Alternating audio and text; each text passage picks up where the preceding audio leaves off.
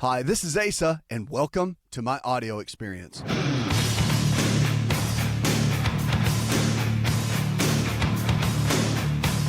Sugar's a big issue. A lot of people consume it. The National Institutes of Health actually has said now, along with the World Health Organization, that 5% of our calories really should be the total amount that we get. Now, it's recommended that it stay at 10%, but now they're cutting it down to 5% just because of some of the new guidelines that have been put together. And, of course, when they talk about sugars, they're talking about the ones that occur in syrups, even honey, fruit juices, fruit concentrates, according to all of this, simply because of what it does to our body. And, of course, keep in mind, it raises inflammation and increases our body's ability for certain types of health challenges. And, of course, again, increases fatigue.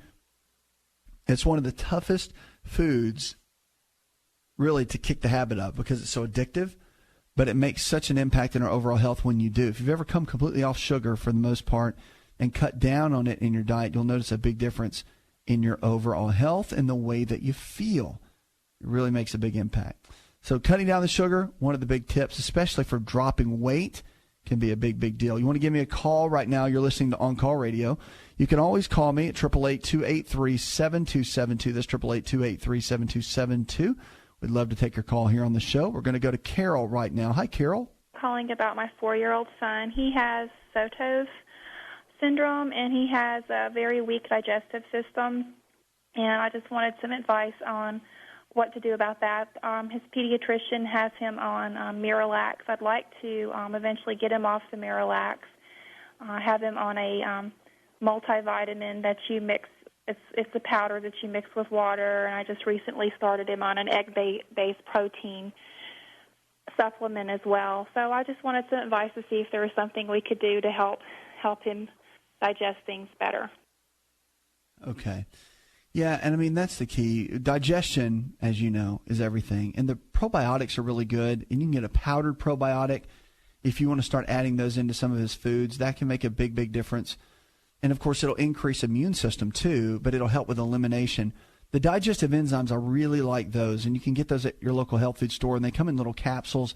And for kids, they even have in, like, the powdered versions where you can take those and put them into yogurt or applesauce or whatever, mix it up, and they won't even know it's in there. But that is a real big component and is so powerful for supporting the overall digestive system. I mean, that is a big, big key.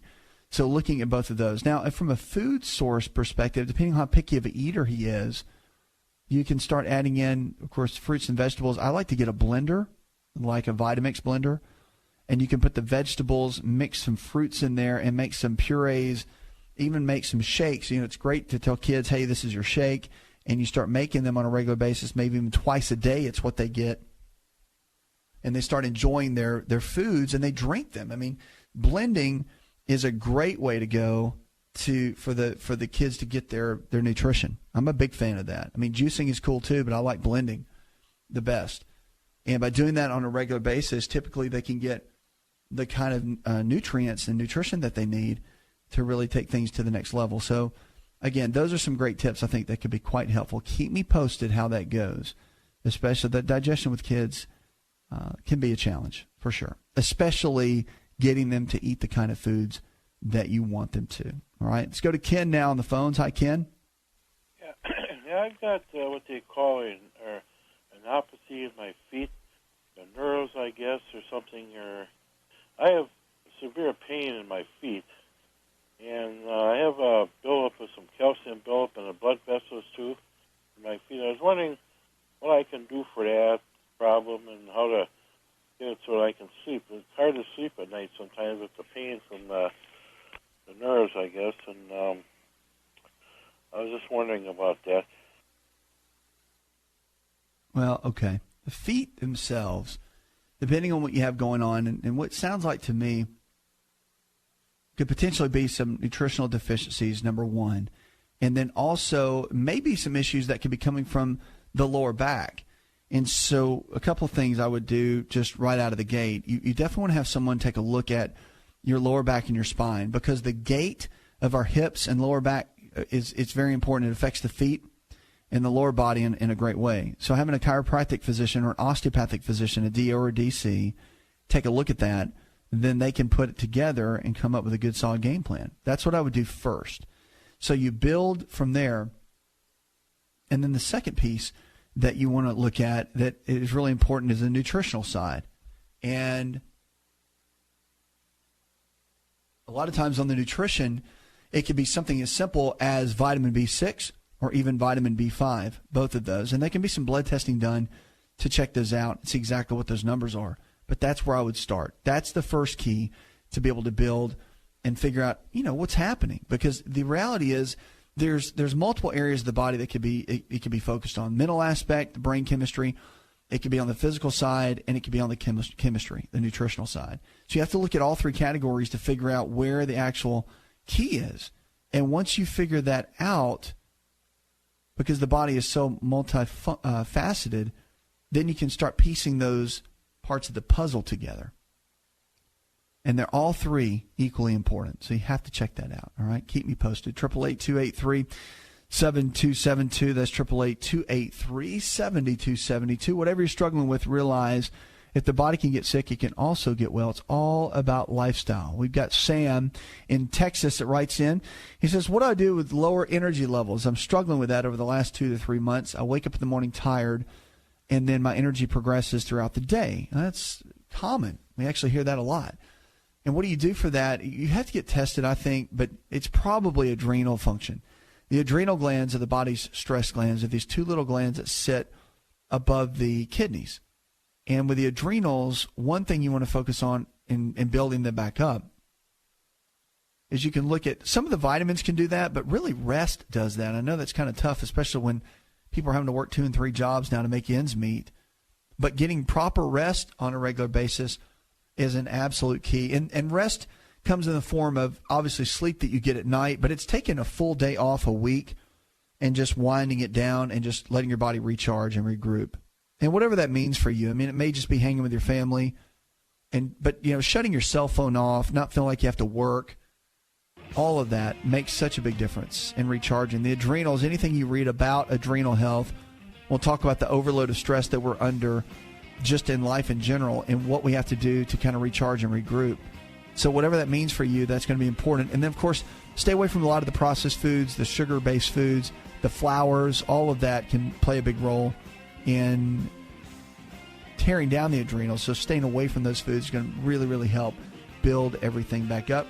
Plenty of water every single day. Half your body weight in ounces of water every single day. Coming up, more information to empower your health in your life. Also, got some groundbreaking research that I want to talk about, and we're going to be taking more of your calls. Make sure to email me. Go to the website, oncallradio.com.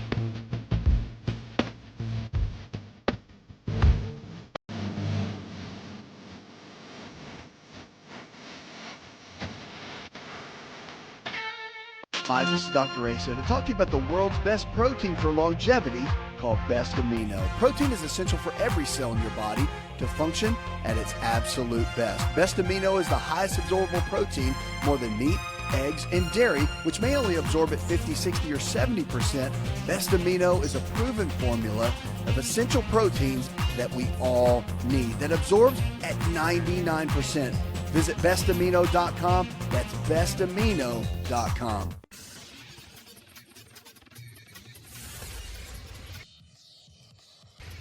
To find out more, connect with On Call Radio online at InShapeNetwork.com.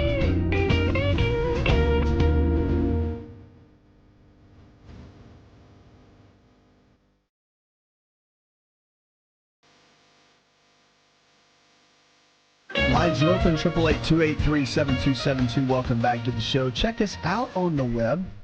Go to OnCallRadio.com. Whatever you're struggling with, great or small, realize if the body can get sick, it can also get well. It's all about lifestyle. And the choices we make today can and will determine, of course, the kind of health we're going to have tomorrow. If you're looking for a lifestyle provider, someone in your area that believes the same way we do, all this nutrition and lifestyle-based care that we talk about here on the show, make sure to check out the website. We've got incredible team members that can help you find a provider in your area that's growing every single day, that can coach you, that can help you really go to that next level with your health and with your life. And we're focused on that to grow and help you make a major impact. On this show, that's what it's all about. Go to the phones and talk with Tony. Hi, Tony. The question that I have is concerning arthritis or gout in the knuckles of your hand, the fingers. Okay, so talking about gout and getting gout, no matter where it is, if it's in the knuckles of your fingers or if it's in your toe or if it's anywhere in the body, it can be quite painful. So that's something you have to be cautious with and be careful because, again, what gout is, it's the inability of the body to break down proteins. And so you're dealing with uric acid crystals that build up in the joints. And when that happens, of course, the pain is there, the inflammation is there. But what's the root cause? I mean, we've got medications that can help reduce the pain, cut down the inflammation. But I think most people really want to get to the root of it so it stops. And that's where you really have to. That's where you really want to start, is that at that point right there. So making sure that your body gets everything that it needs is going to be a big, big key. And that's what I would focus on at this point. So with that said, you want to do a couple of things. You want to focus mainly on getting the right kind of foods in. Cut out the inflammation-based foods, inflammatory foods. Focus on chicken, fish, beef, or eggs. Of course, these are proteins, but you got to be able to break them down. And that's the issue in the first place. So what do? Well, there's what's called proteolytic enzymes. And it's made from bromelain, which is in pineapple. But these proteolytic enzymes will actually get your body to the point where it will break down your foods rather than just maybe 15 to 20%, which is pretty average for most people's digestive tract, up to about 80 or 90%. The proteolytic enzymes are fantastic. And you take them about an hour after a meal. And, of course, you can use pineapple, but of course, the supplements have a higher level of extract in them. Another natural way to add to your food sources are apple cider vinegar. Apple cider vinegar is just a fantastic way to go to really add in everything that you need. So, again, it's a big key with your overall health, making sure you get the right kind of nutrition in on a regular basis. But it's all about breaking down the proteins. For the uric acid, so the apple cider vinegar, a couple tablespoons with each meal, it'll help break it down. And then, of course, once you get your good bacteria up in the digestive tract and you start getting the body functioning a little bit better, that's where you're going to notice much more of an impact, and you'll be able to see quite the difference. All right, 888-283-7272. Lines are open with questions about your health. You can give me a call right now or go to the web. Binge drinking is a hot topic. A lot of people do it, and they're saying now, if you are a binge drinker, you can shorten your life. If you're drinking, consider it moderate or overall. Many studies talk about moderate drinking, and they've delved into new effects. And they've done some studies at the University of Texas in Austin, and they found that among moderate drinkers, we found that those who binge and have double the odds of dying within the next 20 years compared to those who don't binge. So the researchers analyzed data from a larger study focused on about 400 adults between the age of 55 and 65 who were moderate drinkers. And for the male participants, that meant they downed no more than 4 alcoholic beverages a day and no more than about 14 drinks per week. So it's pretty interesting. So look at your numbers compared to that. Of the total group, the scientists said that about 372 moderate drinkers spread their drinking out over time, while 74 showed periodic episodes of heavy drinking. So the researchers also factored in socioeconomic issues such as gender and marriage status, and recent health issues included diabetes, heart issues, obesity, and physical activity levels. So they said during these studies they found that the shortening of the lifespan was quite interesting. About 25% of moderate drinkers report having these binge drinking habits. So again, you want to balance everything out. If you do drink alcohol, don't just drink and get hammered, right? And do it 2 or 3 times a week. If you're going to have a drink, but don't just, be cautious with it. Alcohol is not a free-for-all. There are effects of what it does to your body. It can impact your health in a negative way, and you have to be careful with it. It's not just something you can just do and think and say whatever. On a regular basis, keep it to about maybe 2 drinks a week and spread them out. Don't do it every day. That's for sure. 888-283-7272. Lines are open with questions about your health. You can give us a call. You're listening to On Call Radio. Canada is always been known for pretty good health. But I think something from America might be creeping up into Canada. A new study reports that obesity rates in the country has tripled in less than 3 decades, which estimates more than 1 in 5 Canadians will be obese by year 2019. So researchers, they're now saying they reviewed health surveys dating back to 1985, and they looked at their overall percentage. They found about 18% of Canadians were obese, up from about 6%. So it's almost doubled in a couple of decades. Almost 36% of the people in the United States are obese, which means they have a body mass index, a BMI, of 30 or more. So, of course, the BMI is measured between the body fat based on height and weight. So it's interesting. They did these studies in the Newfoundland, Labrador, and New Brunswick, and they said that obesity is categorized as class 1, 2, and 3, and 3 being the most severe. And during this period, they're saying that the rates of their people in Canada are going up tremendously. So 35% they found in British Columbia. So we got to jump in Canada and make a difference too. It's not just America, even though we are the most obese country in the world. We got to jump in and make Canada a difference. And of course, we're on some stations up there in Canada. So Canada, we're doing everything we can to help you. Coming up, more information to empower your health. Give us a call. Don't go anywhere.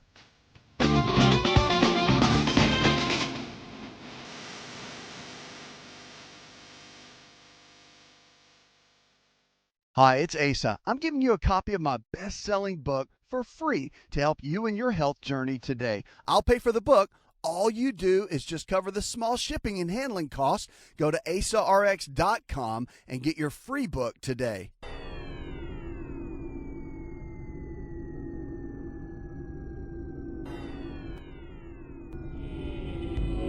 To find out more, visit the show online, InShapeNetwork.com.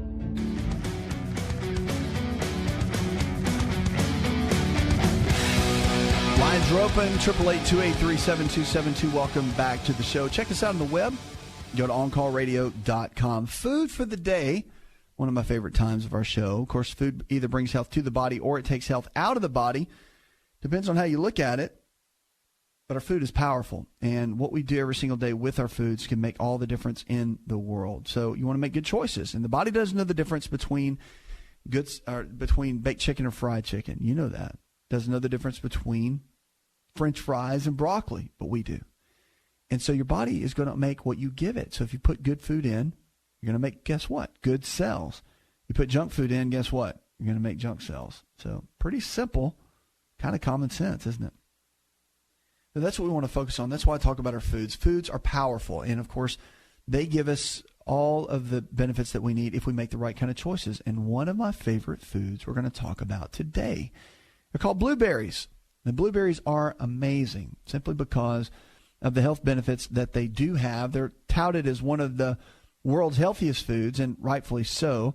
Most of the health research on blueberries involves phytonutrient content, anthocyanins, which is a colorful antioxidant pigment that gives the foods their wonderful shades of different colors, are loaded in these little guys. And the anthocyanins are powerful. They've got flavonols and other phenols that contain like resveratrol, which we've heard about in grapes. They're loaded in blueberries. So there's a lot of good benefits for blueberries. Just by eating a cup of them a day can provide to your overall health. Number one, it's got a lot of antioxidant support. So for oxidative stress, which hits us in every aspect of our lives, especially from our environment, the toxins in our environment. So we found that the oxidative stress actually can help tremendously. And we got to focus on building up our cardiovascular system.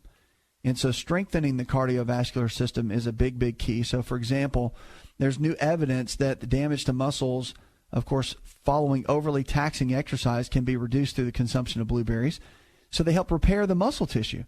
And also there's also evidence, strong evidence actually, at protection for the nervous system. So you think about your nerves and your overall nervous system, it's a big, big deal. And then antioxidant protection for blood sugar effects. So if you deal with diabetes or hypoglycemia, it can help stabilize blood sugar levels. The cardiovascular benefits are pretty strong too. There's a lot of support in the many different pathways for cardio support that are so striking for the blueberry research. In the repeated studies of blueberry consumption and blueberry intake, they showed that it can raise the HDL cholesterol and lower the triglycerides. And at the same time, the blueberry intake has been shown to help protect against the blood components like the LDL cholesterol. So from oxygen damage that could lead to eventual clogging of the blood vessels, the protection has also been shown for the cells lining the blood vessel walls to be very protective. So again, this is 1 to 2 cups of blueberries a day can give us these kind of benefits. Also, nitric oxide, which is the big deal for cardio protection, the blueberries can actually help with nitric oxide. So again, that's very protective to the cardiovascular system. A lot of times they've been using amino acids that can do that, but of course now we found that blueberries can. Pretty powerful. And it helps to regulate blood pressure too. So if you deal with blood pressure issues at all and you're dealing with blueberries and you don't eat blueberries, start eating them because it can make a big, big difference in your overall health. Cognitive benefits too. That's another one. So a lot of the new exciting areas of research with blueberries in the area of cognitive benefits. One study involved older adults with an average age of about 76 years. They did a study with 12 weeks of daily blueberry consumption. It was enough to improve scores on 2 different tests of the cognitive function, including memory. While the participants in the study consumed blueberries in the form of juice, 3/4 of a pound of blueberries were used to make each a cup of juice. Powerful. So the lab and animal research studies on blueberry intake suggest that a large part of this cognitive protection is most likely due to the nerve cell protection from oxygen damage by the blueberries and a vast array of antioxidant nutrients. So again, a lot of great benefits from that for sure. It's got a lot of great blood sugar benefits too. So persons diagnosed with type 2 diabetes, metabolic syndrome, and insulin resistance have a special challenge really with respect to blood sugar balance. In many cases, persons that are diagnosed with obesity also have a special challenge maintaining a balanced blood sugar level. So it's simple, really, to manage that. So your lower glycemic index. So if you look at the glycemic index, it's just a number or a rating scale of all the different carbohydrates. Like, for example, blueberries and all that score down around 30, but a baked potato might score around 65 or 70. So it's important for, if you're dealing with blood sugar-related issues at all, that you want to eat foods, carbohydrates particularly, that are lower on the GI scale.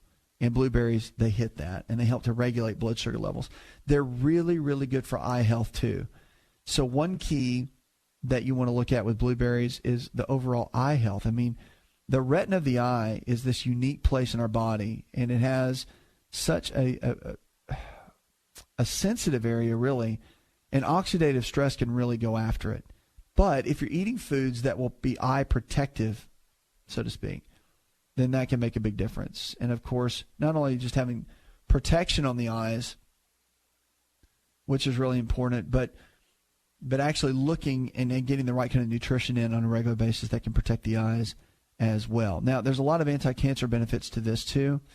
So a lot of the cancer type things that we need to be concerned about, the types of cancer that already study with respect to blueberry intake include breast cancer, colon cancer, esophageal cancer, and cancers of the small intestine. All of these play a role and have to be watched and monitored. So there's some tips on blueberries. It's one of my favorites. I use them in smoothies almost every day, and I think it's just powerful, a great tool to add in your arsenal, if you will, to build and make your body as healthy as possible. You're listening to On Call Radio. You give us a call, 888-283-7272. We take your calls live here on the show, and, of course, you can go to the website. And if you're looking for a lifestyle provider, someone in your area that believes the same way we do, all this nutrition and lifestyle-based care that we talk about, just go to the website. You can find all kinds of information there. And our team members call the number, and they'll be able to help you with whatever you may need. Let's go to the phones and talk with Elizabeth. Hi, Elizabeth. I was diagnosed with transverse myelitis in July of 2011. It's a virus in my spine. Since then, I've suffered esophageal spasms and biliary colic. I have a lot of pain with the esophageal spasms. And I was just wondering, the doctor's not giving me any options of what I can do for it other than the stuff you put underneath your tongue for heart disease, for heart attacks. And I just need some input on that because I'm in a lot of pain and I end up in the emergency room a lot of times from the esophageal spasms. My goodness. I know that's a real tough challenge. A lot of people actually struggle with that. And if the doctors haven't looked into this, I would definitely have them look into the minerals and the mineral deficiencies that could potentially be there. That usually is a pretty strong factor of what's going on. And if you have them take a look just at the deficiencies and build on that, they can probably figure out what might be happening. That's the first thing that you want to do. Now, the second piece is, of course, to check on your vitamin D levels. I'm a big advocate of vitamin D3 because I don't think we get enough. We don't. And we're finding that out more and more in a lot of the studies that are coming about. So getting your vitamin D3 levels checked on a regular basis to make sure the numbers are good and the numbers are strong is something that you definitely want to look into. So I would double check and get with your doctor, have them do a vitamin D3 test and see exactly what those numbers are and then build from there. All right? And that will probably get you the help that you need, because the esophagus, I mean, it's just like anything else. I mean, there are nerves that can potentially be involved in that, but you want to also make sure the minerals, calcium, magnesium, potassium, all that is balanced. And once you get that balanced out, typically that can help, okay? 888-283-7272. Give us a call or go to the web. Go to oncallradio.com. Let's go to Hank now. Hello, Hank. Calling in regards to how they felt about testosterone replacement therapy. Well, my thoughts on that with testosterone therapy, first I just want to tell you that it's fine if you want to do that. No worries, no issues. But one key about it with testosterone in any kind of therapy is that once you jump in, you're in. Because the body, for example, if you've stopped producing testosterone that well and your body's not producing it very well, once that takes place and you start taking a replacement, whether it's the pellets or the creams or the injections, there's what's called negative feedback in the body. The body, for whatever reason, lowered its production of the hormone, and now you're going to start taking hormone from somewhere else. It will continue to not produce as much. As a matter of fact, it'll even get less and less. So you have to figure out a way to manage that, and you have to figure out a way to kind of make that happen. So I would encourage you in the middle of all that to really build a solid game plan of ways to increase your own testosterone levels first. Before jumping down that route, I'm not saying the hormone therapy is bad. You just want to push your body to make its own as easily as possible. So the ways to do that, 30% of your diet in healthy fats, almonds, walnuts, cashews, avocados, and then you can look into, again, exercise with weight training, proven with all the research, at least 3 days a week with 30 minutes of high-intensity type weight training or resistance type training. And then there's some herbs out there that help, tribulus, maca root, ashwagandha, zinc. Those, look into some of those, talk to your folks at the health food store and look at those levels, because all of that is very, very important to building those testosterone levels and getting them where they need to be. So many of our lifestyle factors matter. Stress is a big key too, but those three that I mentioned are the top. Coming up, more information to empower your health. You're listening to On Call Radio.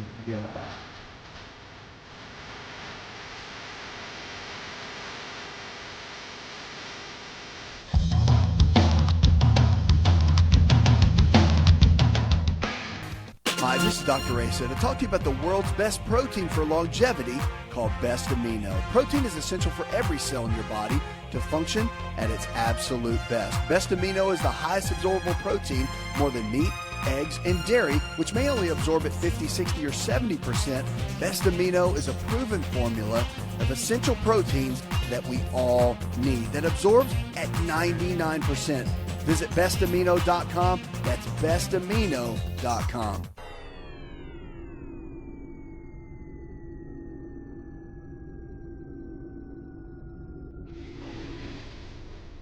Connect with On Call Radio and watch On Call TV at InShapeNetwork.com.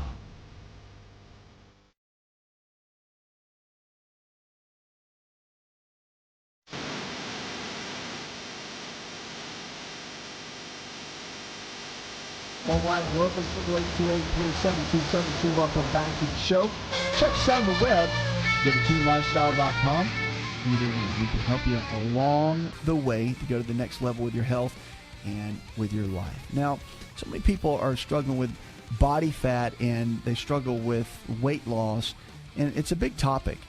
And I'll tell you, one of the topics that we get into in losing that body fat or finding ways to do it. Now, cortisol, this is what I want to hit on. There's so many aspects of weight loss that we can talk about, but one is cortisol. It's a stress hormone that's produced by the adrenals.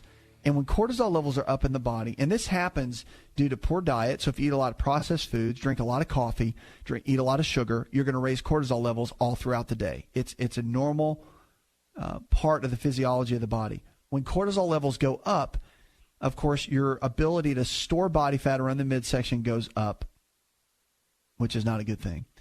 And, of course, you're going to decrease lean muscle tissue. That's not a good thing either. So getting to a place where you can manage your overall body system and you can get your body functioning at a better level, that's going to be an absolute key. So I want to encourage you to begin to focus on getting cortisol level. It's like cortisol management would be a good topic. And the way to lower cortisol levels, you want to get plenty of rest. I would rest 1 full day a week. You can exercise 5-6 days a week if you want to, but just keep the duration of it lower. So the duration of your exercise routine should be around no more than about 45 minutes tops. And that's including cardio and weights. No matter how you mix and match it, to really make an impact, you have to keep it at a low level. You can't be maxing it out. You've got to keep it at a very low level. So that should be a big focus. Now, the other key, too, that is very important, I think, for each person to follow with keeping cortisol levels low is drinking plenty of green tea. Green tea it's just one of those superfoods. The more I study green tea, of course, I drink it every day, but the more I study it, the more it's just like it seems like there's constantly new things that it does, and it just helps our body in so many different ways. Green tea actually helps lower cortisol levels, and it works like a component called phosphatidylserine, and this substance with the big funny name, phosphatidylserine, can be quite helpful at supporting the body and making a big difference as far as cutting down the cortisol levels. So drinking just 8 ounces of green tea every single day can help lower cortisol levels. So again, if you're looking at dropping belly fat, that's a great way to go. 888-283-7272. That's 888-283-7272. You're listening to On Call Radio. Also, if you're looking for a lifestyle provider, someone in your area that believes the same way we do, focuses on nutrition and lifestyle-based care, call the same number if you're looking for a lifestyle provider, 888-283-7272, and we can get someone to help you right there in your area. All right, let's go now to Reba. Hi, Reba. When someone's taking medication that causes upper body fat and belly fat, are there any vitamins or anything that can be taken or that can, decrease that or slow it down? Yeah, there actually is. I mean, with body fat, you always want to think there's some basics that you always have to understand. And getting your body fat levels in check, knowing where they are, and managing that, it all comes down to food that you take in, the kinds of foods, and the timing of the foods, too. For example, remember, carbohydrates increase insulin, and insulin is a storage hormone. So if you were to eat high levels of carbohydrates with a ton of fat, you're going to store more body fat. But if you eat fat with low amounts of carbohydrates, you're probably not going to store that much fat at all. And your body can actually utilize that fat in other ways. So timing of your nutrients, the way you eat your nutrients, is all very helpful. And that's really what you want to focus on when you're looking at body fat levels. Now, I'll tell you some really quick tips that are very, very helpful to look at, and especially with body fat levels. One, I talk about green tea, and that's always a big topic as far as cutting down cortisol levels, decreasing belly fat. And that's the one thing about green tea is it targets belly fat. But for the hips and the thighs, getting some blood testing done, I'm telling you, this is the key. There are 3 estrogens. And if you understand anything about metabolism, if you can get your doctor to test all 3 estrogens, many times you can find the link of why your body is storing excess body fat. So the estrogens, you've got estrone, estradiol, and estriol. These 3 store body fat in different areas of the body. And so finding out which area that it's storing the different types of body fat in, that is such a key component to figuring out this whole puzzle. And so that's what I would do. Get them to run that test, and then you'll be able to find out some really good information on what to do, especially with where the body fat's being deposited and how it's being deposited. That's a big key. 888-283-7272. Let's go to Ellen. Hi, Ellen. They want to do a hip replacement on me. I turned 60 in January. It's the left hip, and it's aggravating the sciatic nerve in the back now, down my leg. I was thinking about having or find a hospital or a place that can rebuild your cartilage. You know, they take in cells or something like that and put it back in to rebuild. Is there anything like that going on? You know, I don't mind being a candidate for it. I just don't want the surgery. I'm with you. And, yeah, there is pretty good research going on right now about the different chemicals and stem cells and how they're rebuilding a lot of the cartilage and whatnot for the joints. You might want to check out some of the research articles that are online. Some of the bigger hospitals and research groups, Cleveland Clinic, Mayo Clinic, are doing some research behind that. So check into that for sure. But your diet is going to be a big key. And I would get multiple opinions before you ever jump into a hip surgery. It's a pretty big surgery. And also look at dropping your weight. That's a big key first. Hopefully they talk to you about that. Puts another hour in the charts. I want to thank our producer, Jay Patrick, engineer John Garrison, and the rest of the team. Go tell one person something you learned on this show, and together we can impact and transform the health of our lives, of our friends, our families, and our communities. Did you know you could listen to the AsaRx audio experience on Spotify and Pandora? For all the ways to watch and listen, check out our show page at asarx.com/experience. Hi, it's Asa. I'm giving you a copy of my best-selling book for free to help you in your health journey today. I'll pay for the book. All you do is just cover the small shipping and handling costs. Go to asarx.com and get your free book today. This episode is over, but check episode notes for links to products and services you've heard about on this episode. Thanks for listening and subscribing. Please share the AsaRx audio experience with others and stay in touch by giving us your comment or review.